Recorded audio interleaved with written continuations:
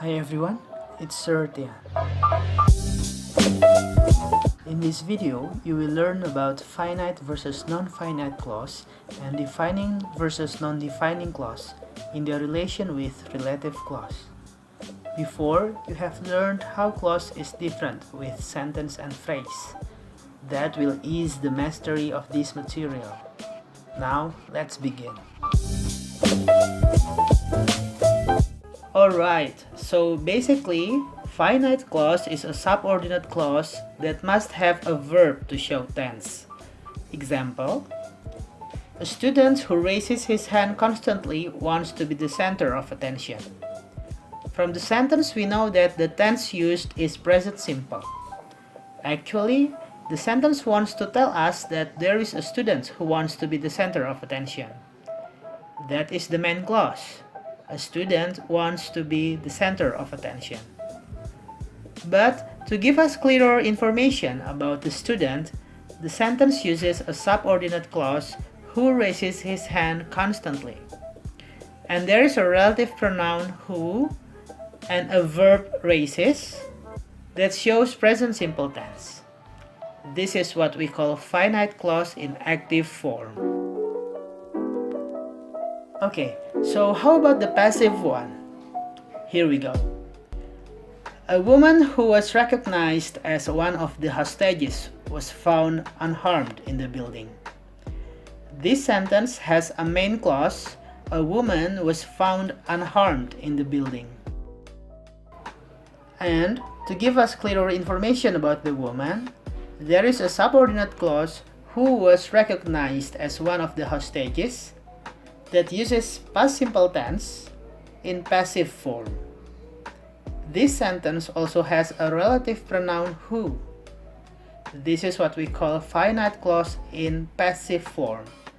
So, finite clause must have a verb to show tense, and it uses relative pronoun. Now, let's compare with this one. A student raising his hand constantly wants to be the center of attention.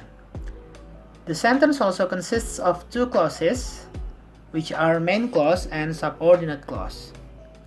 The main clause is a student wants to be the center of attention, and the subordinate clause is raising his hand constantly.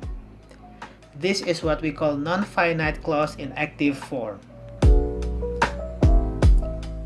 Another example: a woman recognized as one of the hostages was found unharmed in the building. The sentence consists of a main clause, a woman was found unharmed in the building, and a subordinate clause, recognized as one of the hostages. This is what we call non-finite clause in passive form. So as you see, in non-finite clause, the relative pronoun is omitted, and the verb is changed into verb ing for active form or verb 3 for passive form. Okay, now let's move on to defining and non-defining clause. Defining clause is a finite clause that cannot be removed from a sentence without affecting its meaning. So you must include the clause in the sentence to make it clearer. Example: I think I know that woman who walked onto the stage. If we omit that woman who walked onto the stage, the sentence becomes unclear because we don't have enough information about which woman meant in the sentence. While non-defining clause adds extra information about a noun which already has a clear reference. This clause is additional and unessential. Omitting the clause will not affect the sentence.